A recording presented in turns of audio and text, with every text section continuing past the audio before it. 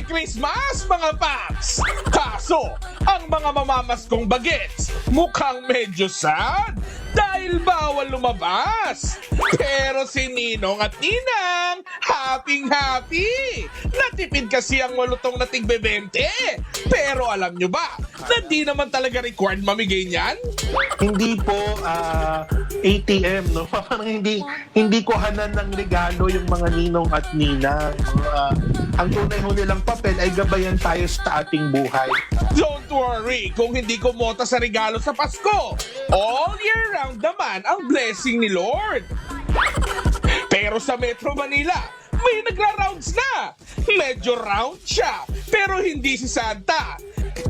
Better watch out at better not try na lapitan siya. Mapapanoti or nice kasi.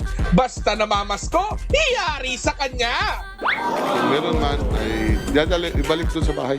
Ihatid doon sa bahay, ihatid po sa mga magulang. Hindi po namin yan dalhin mga sa estasyon. No? Kasi namamasko lang naman yun.